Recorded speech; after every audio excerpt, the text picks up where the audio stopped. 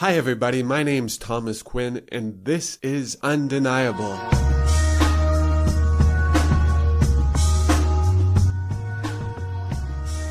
Hi everyone, how are you doing? Are you staying healthy? Are you staying sane?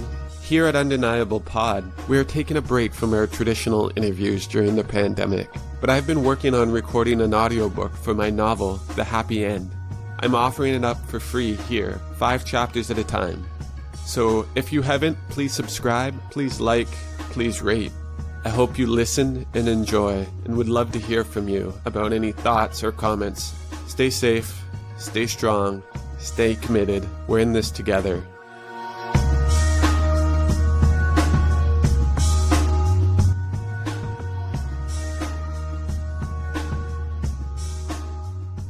The Happy End by Thomas Quinn.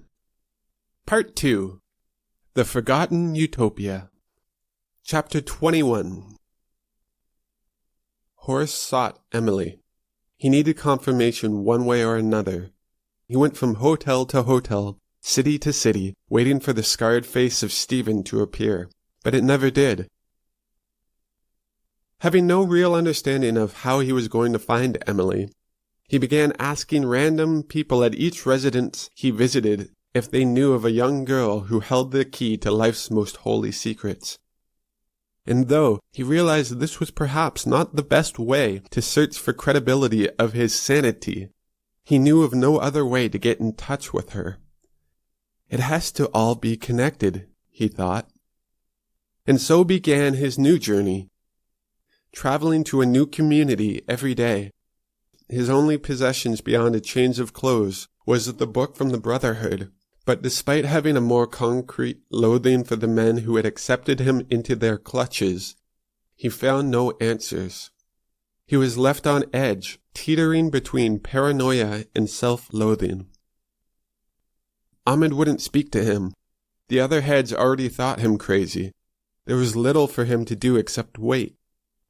RP Day was approaching, and there was nothing that he could do. There was something profound that was about to occur. But he lacked insight, and as he soon found, he was not alone in this quest for guidance.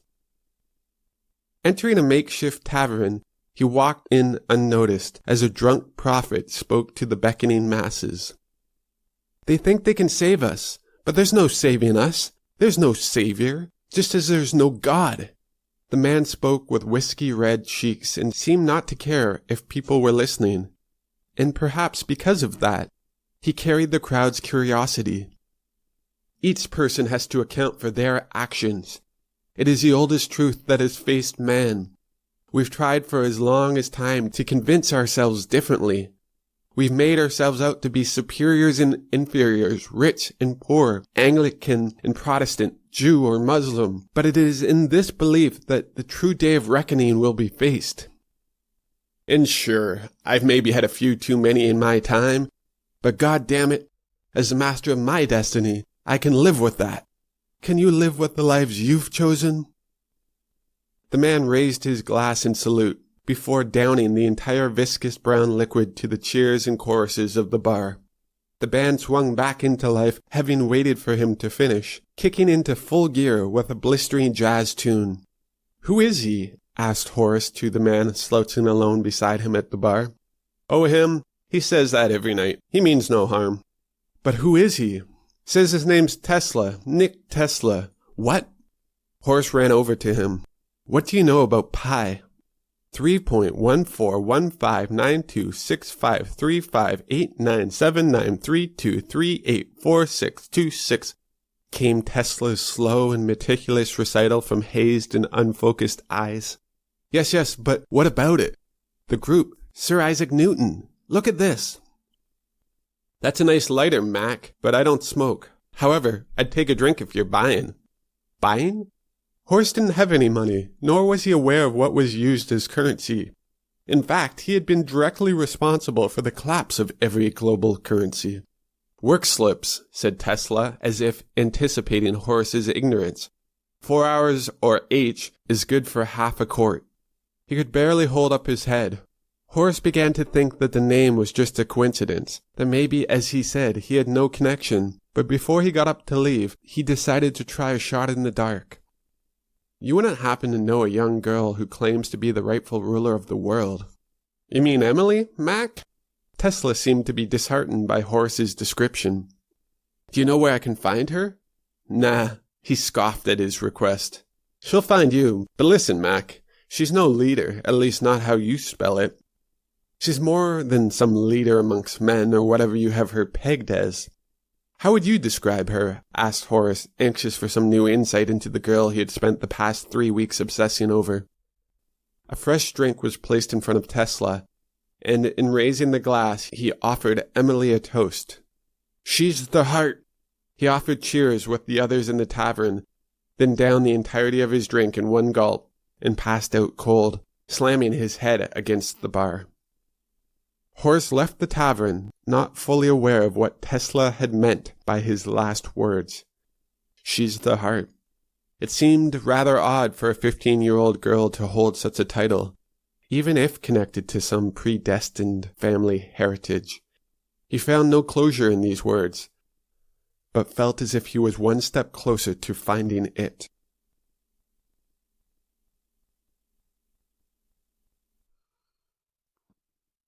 Chapter 22. Global construction ended 2 days prior to RP Day, as the 19 antimatter projectors were deemed complete.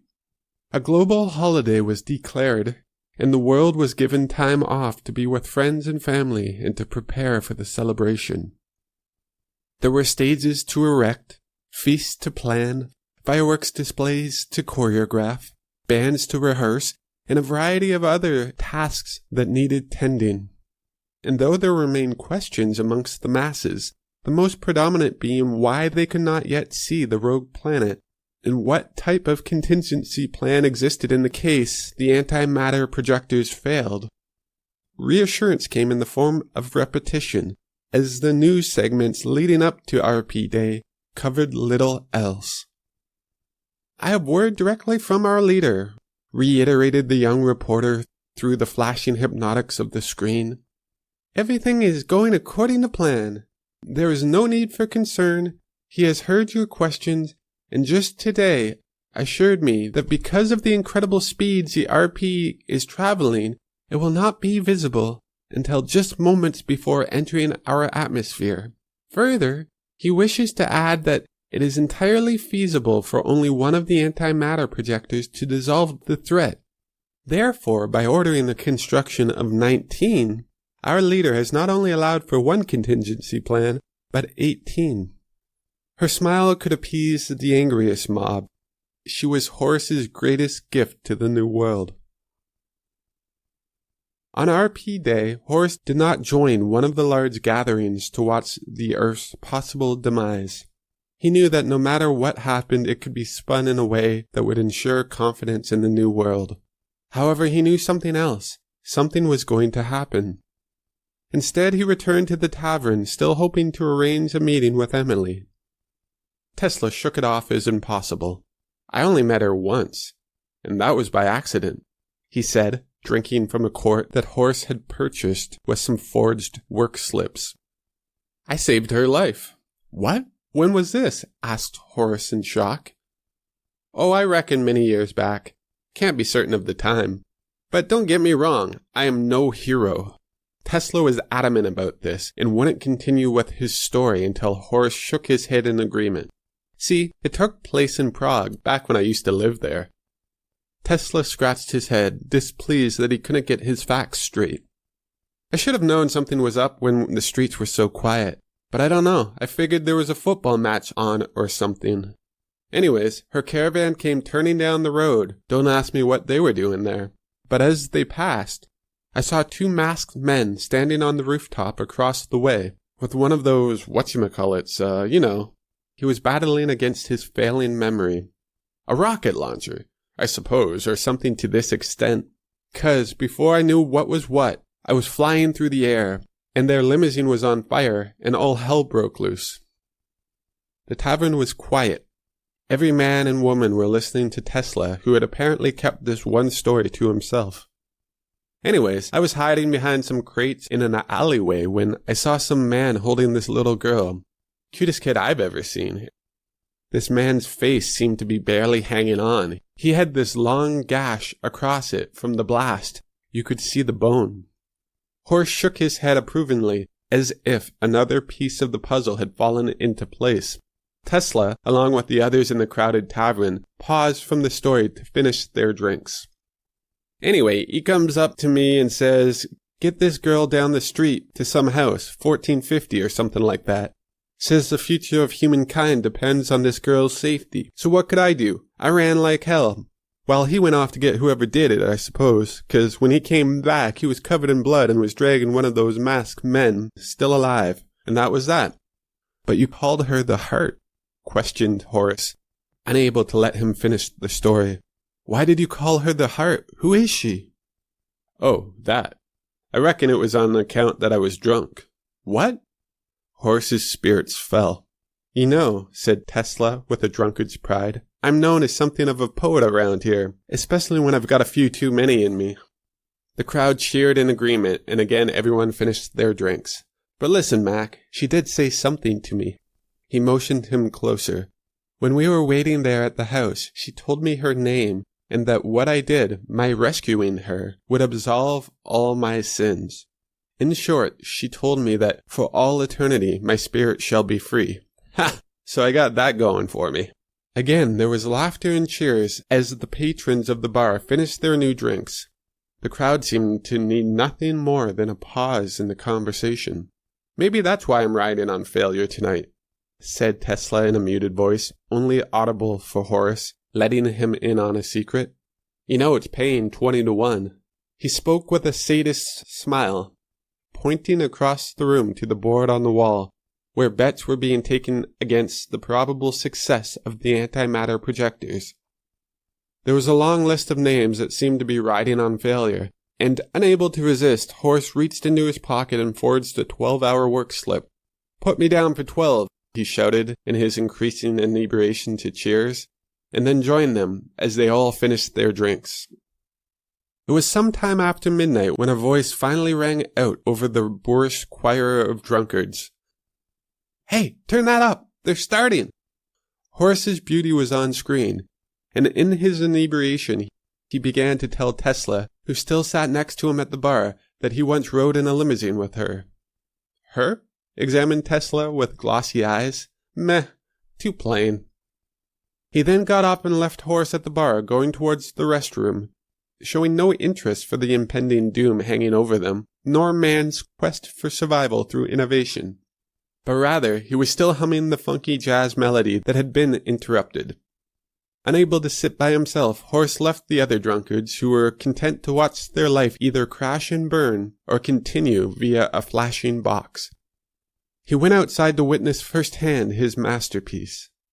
When first deciding on the idea of a rogue planet, Horace knew that they would have to be able to convince the world that such a prop could be created, and thus there needed to be a way to create such a threat, if only an image or a projection. What the masses didn't realize was that the antimatter projectors that they had slaved over for the past 3 years were little else than oversized movie projectors, capable of sending an image out and reflecting it off the stratosphere. The reason there were 19 was inconsequential, except it allowed them to create a more realistic picture, enabling a 3-dimensional image. Each projector was connected to the main computer of the RAD 4200, capable of simulating the exact trajectory, speed, size, and scale of the rogue planet, before being evaporated into thin air. And when choreographed with the beginning of the celebration, and the greatest simultaneous fireworks display in human history, it would leave little room to question its validity. The sight was pretty incredible, even for Horace. He found himself alone in a park, lying on a bench, watching as a fireball the size of the sky came crashing down straight for him. It took all of his will to keep his eyes open, even though he knew it to be nothing more than a mirage. In the brief seconds before impact, there was a sudden charge of light as the 19 antimatter projectors fired simultaneously, and with a sudden flash, it disappeared. There was a second of still reflection as Horace's lungs exhaled into the silence of continued life, amazed at how realistic it had all seemed. Then the sky exploded with light again as the fireworks began. The entire sequence took less than 90 seconds, but the celebration would last for a month. A roar of cheers and the thumping of bass could be heard from Horace's lonely perch miles away from the nearest celebration, and for a moment, the world was happy. He thought that even those who had wished to sabotage the antimatter projectors would be celebrating. After all, what was this continued life if not God's will? Or at the very least, thought Horace, the will of the anti-gods. Chapter 23. The world rejoiced, but Horace was not a part of it. Dr. Ahmed Xxxiii was deemed the greatest hero of humankind by the news. He was raised to the ranks of Jesus, Muhammad, or Buddha, though to his credit, none of these men were alive at the height of their popularity. Those sequestered on the ocean platforms were sent for.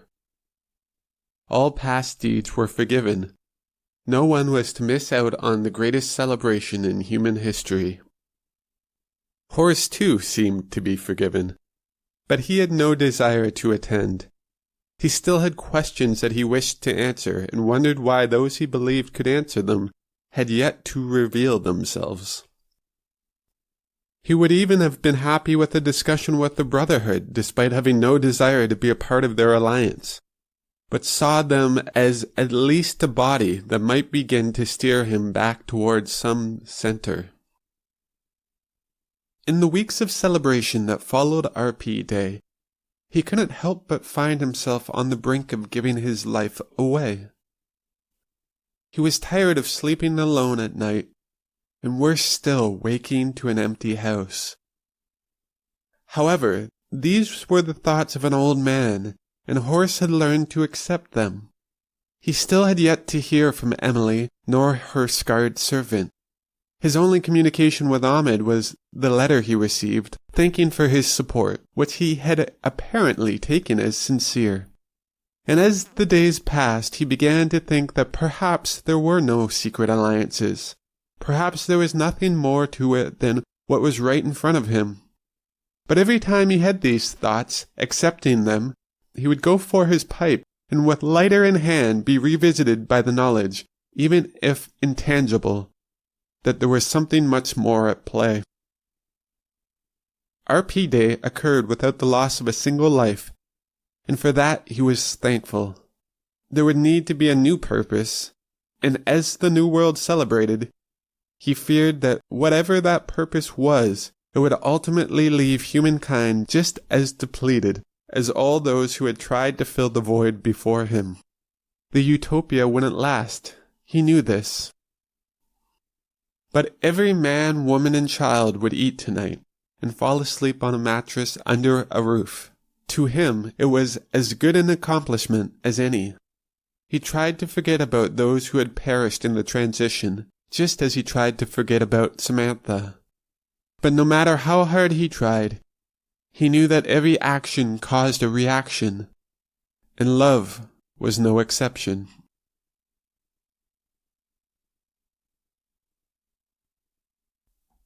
Chapter 24. Horace gave up his search for Emily and took Greek Symbol's private jet back to Chile. If there was a home, his small, peaceful hut was it. And though he didn't feel too bad for Xxxiii, it was time to cash in his chips. He no longer needed to be a part of the governance of the New World, nor did he want to be. No matter how many good intentions he might have had, there was still too much blood on his hands.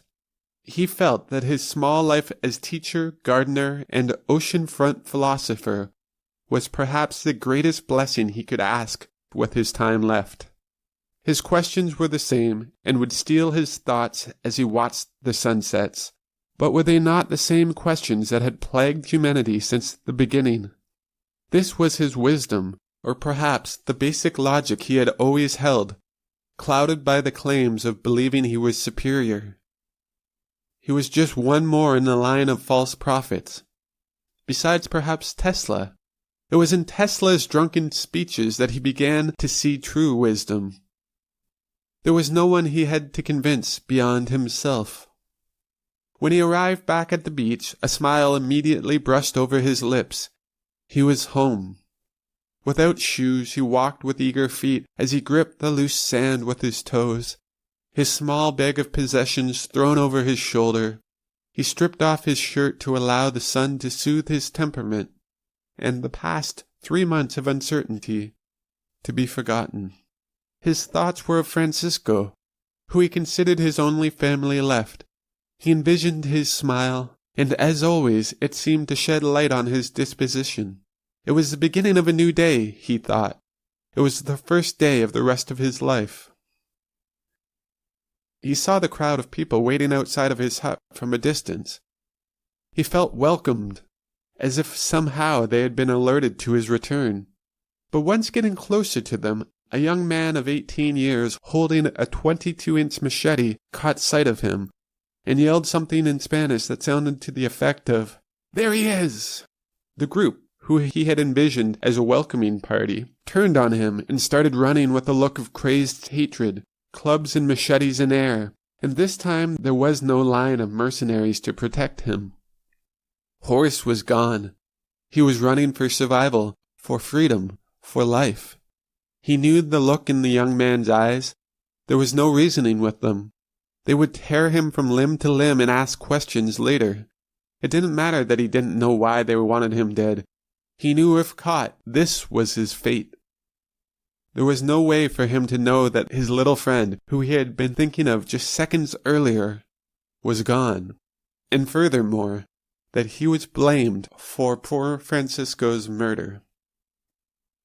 Gaining early separation from the mob, thanks to his head start and fleeting adrenaline, the futility of his fight sunk in after only half a kilometer. His lungs were on fire, and his joints ached with each stride. He thought of trying to reason with the mob, but knew it pointless. Suddenly, he saw a white arrow, no bigger than a leaf, pointing directly into the jungle.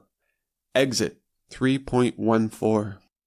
Without a second's hesitation, he dove into the thicket of bamboo and vines, still running with all the energy he could muster, before tripping over a branch and collapsing into the edge of a swamp.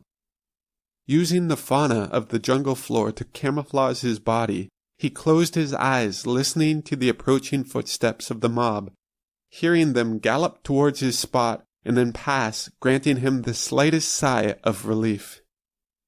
He waited for what felt like 10 minutes, though it was little more than 30 seconds, to regain his breath. He tried to think out his next course of action, but suddenly the sound of footsteps in front of him forced him to open his eyes. A man dressed in a perfectly white 3-piece suit with matching top hat stood directly above him with an extended hand. But Horace didn't move. 10 seconds passed as his sight focused on the man's face in the shadows of the forest canopy, realizing he stood on top of the water. It was an animalist feeling, but he thought he knew this man from somewhere. The man, no longer waiting for Horace's hand, reached down and picked him up so that they were now face to face, inches apart. The man holding a smile that was unmistakably similar to his deceased friend. "Hello, Horace," greeted the man with an Italian accent. He brushed off Horace's shoulders. "My name is Leo da Vinci." With the touch of his hand, Horace lost all feeling in his extremities. "We've been expecting you." His world went black.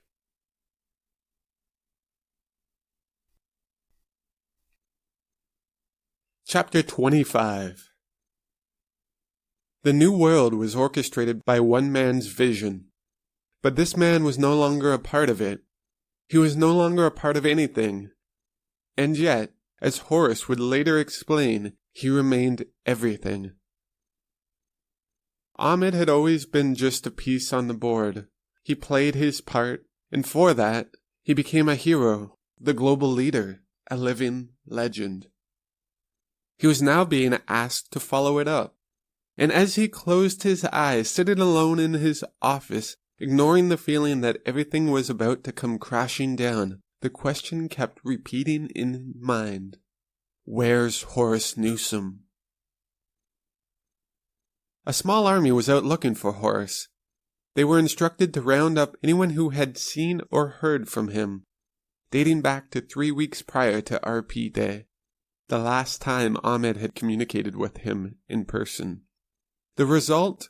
A pile of interview transcripts, granting no further insight into where he might have gone. Interview conducted November 22, 2069 by Erwin King, Austrian representative, head for Vienna Reclamation Project, with Mr. Nick Tesla, drunkard. EK. Mr. Tesla, do you know why you're here? NT. Nope. Can't say I do, Mac. Seems to me that you should have bigger things to worry about, but you're the ones in charge, so here I am. The witness seems hostile towards Greek symbol ideals and personnel. EK. Have you seen or had any contact with Dr. Horace Newsom? NT. Well, let's just see. Mr. Tesla stalls for 5 minutes trying to remember. EK. We know you were with him on RP Day. NT. Then why do you have to ask? EK. We need to know where he is. It's a matter of global security. We need to know everything you talked about and any place he might have said he was going. NT. Well, I don't know about that, Mac. Again, Mr. Tesla stalls, maintaining aggressive posture. EK. What do you mean you don't know? NT. Well, you see, I'm a type of spiritual leader for some of the boys down at the tavern. They talk to me because they know I can keep a secret. Seems to me that if I were to tell you what we talked about, I would be breaking his confidence. EK. We don't have time for your confidences. NT. Well, I'm sorry, you know how it is. I'd love to help, but I drink a lot, and it seems to me that we were just talking about whatever it is men talk about when you get a bunch of them together drinking with no better things to do. A lot of yak, not much said. EK. But he must have said something. Was there somewhere or someone he wanted to talk to you about? Anything you can offer? NT. All I can tell you is he left before the celebrations began. We thought he was rash about losing his money. EK. What money? NT. On account of RP Day. He said the odds were too good to pass up. Or maybe I said that. You know how it is, Mac. We had been at the tavern for quite a while by that point. EK. A wager? What kind of wager? NT. He bet on those antimatter projectors. He bet that they would fail. EK. Thank you, Mr. Tesla. That'll be all. Ahmed had a stack 2 inches thick with interviews, and they were just as meaningless to him. The only lead was that of Chile, his last known sighting. The interview took place after news came of Francisco's murder, and that Horace was the only suspect. Ahmed had flown to Santiago directly, wanting to hear the interview firsthand.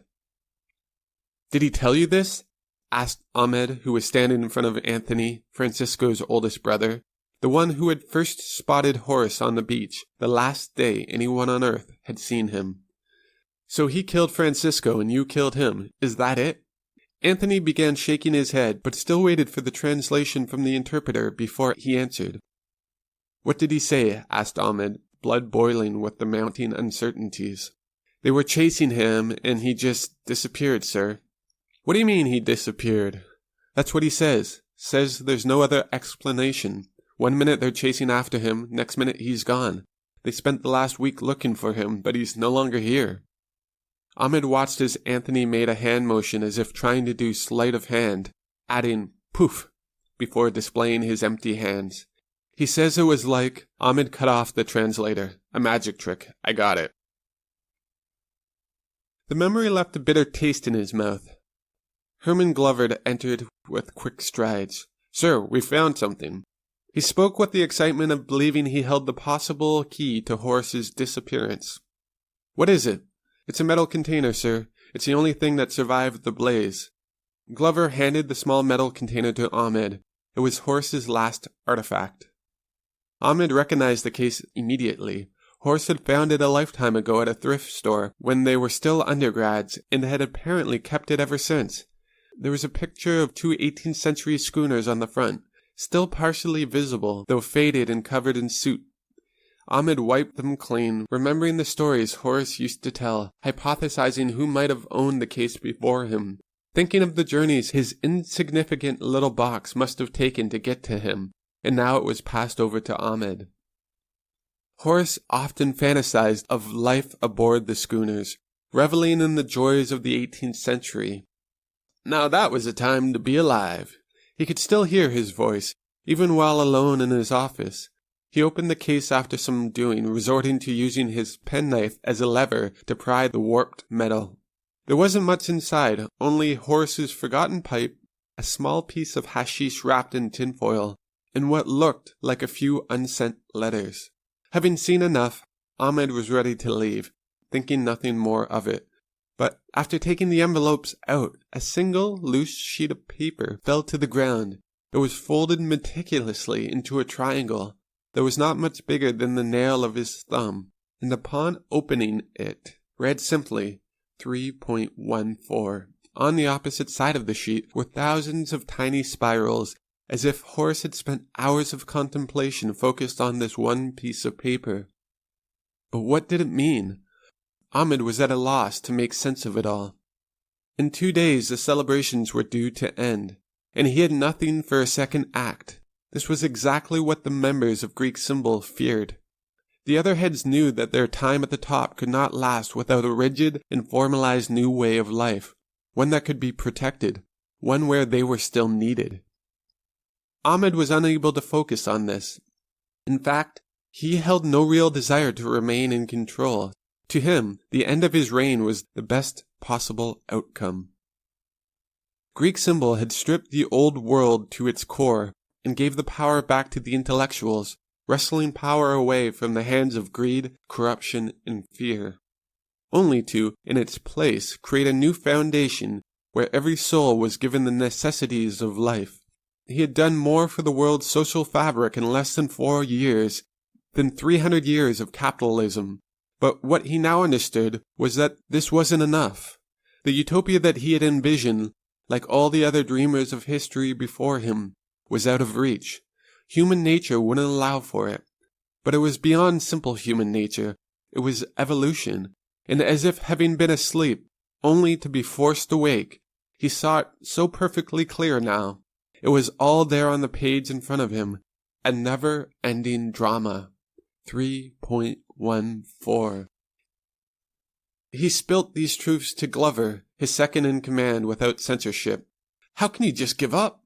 Glover's voice was shrill and seemed on the verge of tears, or possibly violence. Ahmed wasn't certain either way.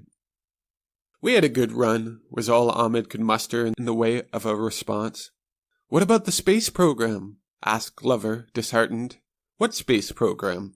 Ahmed had forgotten the plan left over from Horace's original outline. He had seen 50 moves ahead, even if at the time it was deemed crazy. Horace always knew that there was a need for something else after the threat of the rogue planet, or else the new world would risk falling back into chaos. And in its place, he began drawing up plans for a new fleet of intergalactic spacecraft, and a whole range of other futuristic outlooks, considering even the possible colonization of the moon, Mars, and planets unknown. "Oh yes, of course," shouted Ahmed, invigorated by the memory of these thoughts, as if they were his own. He crumpled the sheet of paper in his hands and stood to his feet with great intention, embracing his friend and confidant's hand with both of his. "You're right, we've come too far." Glover broke into a smile and hugged Ahmed, like a child given acceptance from an emotionally distant father. "We owe it to Horace." This broke their embrace, as Glover gave Ahmed a quizzical glance, and as if sensing his apprehension, he added, "I want you to spearhead this. Of course, I want to be advised before anything goes into production, but in all other concerns, consider yourself promoted to Director of Space Exploration." Glover hugged Ahmed again, unable to restrain his excitement, muttering that Ahmed would never regret his decision before leaving him alone. Back at his desk, Ahmed pulled the crumpled note from the rubbish, flattening it. "Where are you, Horace?" he asked of the numbers, missing his only friend. "Behind you!" Ahmed jumped, but with a torrid look over his shoulder, he was still alone. Sitting back down, he was left trying to regain a grip on his sanity, looking to where the sheet had been, but it was no longer there. None of his sheets were there. His desk was now completely bare, beyond a perfectly ripe apple, sitting in the center. Horace? Ahmed's heart was racing, and only began to slow with the extended silence. A reaction to his lack of sleep, he thought, and after another 5 minutes, was certain that it had all been in his head. But no lack of sleep could explain what was about to occur. Something fell from above him, striking his head, causing him to cower under his desk for cover, next to a second apple, which came to rest beside him on the floor. The door opened. "Sir?" It was Glover. "I have the press release for you to go over." Ahmed stuck his head out from behind his desk. "Oh yes. Do not mind me, just lost a button from my shirt. Can't for the life of me find it. Oh, let me help." "No!" The realization of yelling caused him to follow in a tone just above a whisper. "Just run with the speech. I trust you. You are, after all, the new Director of Space Exploration." The mention of his new title returned the childish gleam to Glover's eye. Ahmed held him in place. "Hey, do you like apples?" Glover nodded in agreement. "Great, take these." Ahmed lobbed the 2 apples at him, one at a time. "I can't seem to stomach them anymore." He left through the back door, ignoring the concerns of the other heads on his way out, referring them to the Director of Space Exploration, leaving them perplexed, since to the best of their knowledge, there was no such person. For the first time, Ahmed felt free of the burdens as leader. But before stepping into the sunlight, an apple came crashing down from above, smashing on the cement in front of him, covering his pants with applesauce. He looked up, but there was no one there, not even a cloud.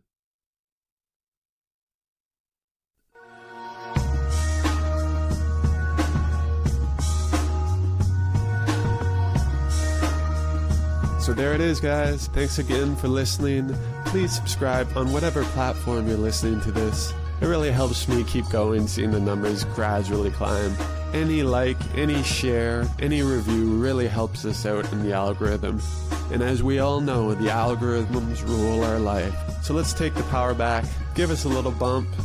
And if you're looking to get in contact with me, you can reach me at UndeniablePod@gmail.com. If you're looking to get on, if you have some suggestions, or if any personal insight on the struggle that you guys face as artists, I'd love to hear from you. I might even pick a couple to read on the next pod. So thanks again. I'll talk to you again next week. Undeniable is a creation from Tomcast Industries. Theme music was created by Tony Malik.